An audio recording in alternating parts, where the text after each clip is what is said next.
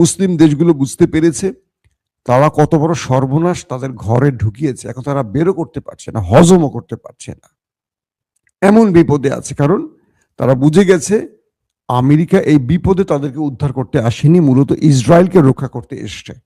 এবং মধ্যপ্রাচ্যে যে বেজগুলো তৈরি করেছে আমেরিকা, এখান থেকে কিন্তু আমেরিকা আরবের কোনো সহযোগিতা করতে পারেনি, বরং আরবের প্রতিরক্ষা, আরবের টাকায় কেনা প্রতিরক্ষাগুলো, রাডার সিস্টেমগুলো আমেরিকা তুলে নিয়ে এখন ইসরায়েলে বসাচ্ছে, কারণ ইসরায়েলের গুলো ইরান ধ্বংস করে ফেলেছে। বুঝতে পারছেন কত বড় স্বার্থপর ওরা। দর্শক, তারপরের খবর কি? ডোনাল্ড ট্রাম্প তার প্রেস কনফারেন্সে আরো বলেছেন 7,000 টার্গেটে, ইরানের 7,000 টার্গেটে হিট করা হয়েছে। দেখেন, নিজেই বলছে 7,000 টার্গেটে হিট করা হয়েছে, এবং বলছেন শতাধিক যুদ্ধ জাহাজ ধ্বংস করা হয়েছে ইরানের। কে বলছে? মার্কিন প্রেসিডেন্ট ডোনাল্ড ট্রাম্প।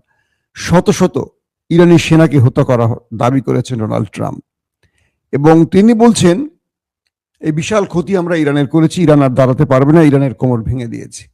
আবার তিনি বলছেন একটু পর, হে আরব আসো, হে নেটো আসো, হে ইউরোপ আসো, সবাই মিলে আমরা ইরানকে মারি। কেন? কোমর ভেঙে গেছে, তার সেনাবাহিনী শেষ, নৌবাহিনী শেষ, এয়ারফোর্স শেষ, তাই তো? তুমি পুরো পৃথিবীকে ডাকো কেন? হে বিশাল আমেরিকা, সুপার পাওয়ার আমেরিকা, তুমি ইরানের সাথে একা পারছো না? এটা মুখে বলো না কেন তাহলে?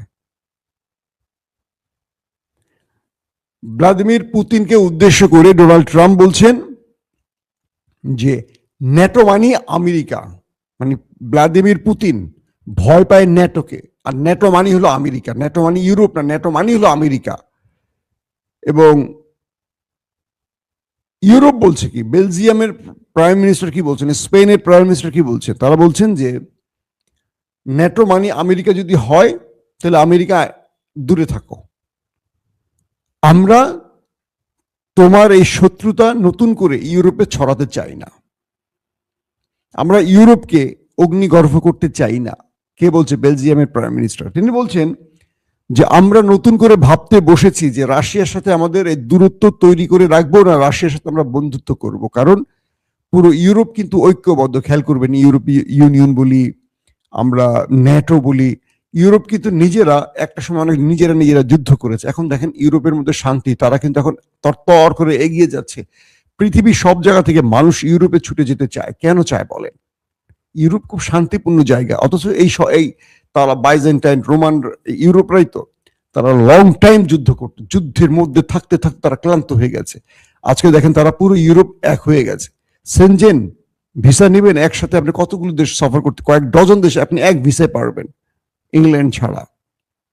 তাদের মধ্যে যে ইউনিটি তৈরি করছে, এবং সেই ইউনিটি আজকে তাদেরকে কোথায় নিয়ে গেছে? বিজয়ের দিকে নিয়ে গেছে। তারা আজকে পুরো পৃথিবীতে শান্তির রাষ্ট্র হিসেবে তৈরি হয়ে গেছে এই ইউরোপ। তো ইউরোপের বেলজিয়ামের প্রাইম মিনিস্টার বলছে যে আমাদের শত্রু শুধু একটা রাশিয়া, সে রাশিয়ার সাথে আমরা এখন বন্ধুত্ব যদি করি তাহলে আমাদের পৃথিবীতে আর কোনো শত্রু থাকবে না। আমরা আমেরিকার পাতা ফাঁদে পা দিয়ে এই শত্রু খেলতে খেলতে ক্লান্ত হয়ে গেছি। আমেরিকা যুদ্ধ করে আর আমরা ক্ষতিপূরণ দেই, আর আমরা সেনা পাঠাই, আর আমরা আক্রান্ত হই। বেলজিয়ামের এই বক্তব্য, স্পেনের এই বক্তব্য ইউরোপের ঘুম ভাঙতে শুরু করছে। তার মানে ওয়ার্ল্ড অর্ডার ভাঙতে শুরু করছে। ডোনাল্ড ট্রাম্পের বা মার্কিন সাম্রাজ্যবাদিতার অবসানের দিকে যাচ্ছে। এবারই সেটা, এই যুদ্ধে সেটা প্রমাণ হয়ে গেছে যে আমেরিকার ডাকে কেউ সাড়া দিচ্ছে না। দেখছেন তো আপনারা দর্শক। আমি আপনাদেরকে আলী লারিজানের চিঠিটা একটু পড়ে শোনাবো এখন। আমি যে চিঠিটা পড়ছি তার অনুবাদটা আমি মানে রিটেল করে নাই, তো আমি একটু আমার মতো করে সেটা সাজিয়ে বলার চেষ্টা করছি, আপনারা বাকিটা বোঝার চেষ্টা করে নিন। তিনি বলছেন যে হে মুসলিম বিশ্ব, তোমরা ভালো করে দেখো, আমাদের উপর হামলা হয়েছে না আমরা হামলা করেছি। এক হামলায় আমাদের অজস্র নারী শিশুকে হত্যা করেছে, তোমরা কেউ প্রতিবাদ করনি। তোমরা আরবের উপর হামলার প্রতিবাদ করেছো, কিন্তু প্রথম হামলাটা ইরানে হয়েছে, তোমরা তার প্রতিবাদ করনি। এই চিঠিটা লিখেছেন কে? ইরানের এই মুহূর্তে যুদ্ধের যিনি সবচেয়ে বড় মাস্টার মাইন্ড, যাকে বলা হয় আলী লারিজানে। তিনি বলছেন আল্লাহ রসুলের হাদিস আছে, যদি কোনো মুসলমান বিপদগ্রস্ত হয়ে তোমাকে ডাকে, তুমি সাড়া দাও, তুমি তার বিপদে পাশে আসো। যদি তুমি না আসো তাহলে তুমি মুসলমানই না। যে ইরানের উপর দুটো আগ্রাসনকারী দখলদার বাহিনী হামলা করলো, একটি মুসলিম রাষ্ট্র এগিয়ে আসলে না তাদের এই কাজে, এই ঘৃণ্য কাজে ক্ষোভ জানালে না। তোমরা কি ক্ষোভ জানালে? আরবের উপর ইরানের আক্রমণ নিয়ে। আরবের উপর কি ইরান আগে আক্রমণ করেছিল? করেনি। ইরান কি করবে?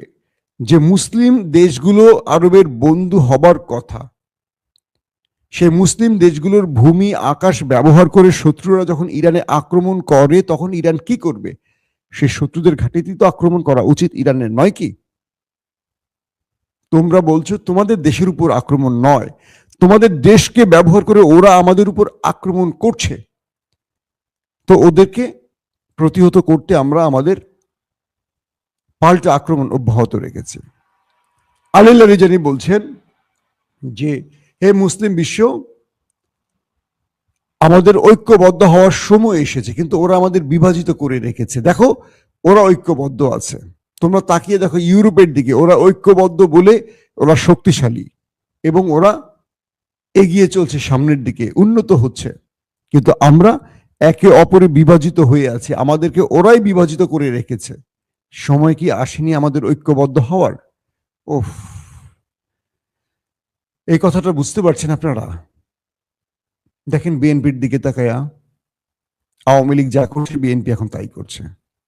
যে বিএনপিটা 15টা বছর বিরোধী দলে থাকতে গিয়ে আওয়ামী লীগের সংবিধান কসলানি শুনতে শুনতে পাগল হয়ে গেছে, শেখ হাসিনা, ওবায়দুল কাদের, আনিসুল হক প্রতিদিন 10 বার করে সংবিধান শেখাইতো বিএনপিকে। বিএনপি যখনই কোনো দাবির কথা, অধিকারের কথা বলতো, তখনই আওয়ামী লীগ সকাল বিকেল বিএনপিকে সংবিধান পড়াতো। সেই বিএনপি ক্ষমতায় বসে এখন জাতিকে সংবিধান পড়ায়। এর চেয়ে কষ্টের কিছু আছে? এই বিএনপি কি আর বিরোধী দলে যাবে না? যাবে তো। যারা 15.5 বছর আওয়ামী লীগের কাছ থেকে সংবিধান শুনতে শুনতে, শিখতে শিখতে পাগল হয়ে গেছে, মাথার চুল পড়ে গেছে, অর্ধেক নেতা মরে কবরই চলে গেছে বিএনপির, আজকে সেই বিএনপি ক্ষমতায় বসে এখন জাতিকে আবার সংবিধান পড়ে শোনায়, সালাউদ্দিন ভাই সংবিধান শোনায়। সংবিধানের এক মানে একই সাথে দুটো ভোট, গণভোট আর সংসদ নির্বাচন, একটা নাকি অবৈধ, একটা নাকি বৈধ হয়ে গেছে। কালকে তো অন্য দল ক্ষমতায় আসবে রে ভাই, আসবে 100%। আওয়ামী লীগের পর বিএনপি আসছে না, বিএনপির পর তো কেউ আসবে। তখন এই বিএনপি যখন আবার জনগণের কাছে যাবে, জনগণ তাদের সাড়া দেবে?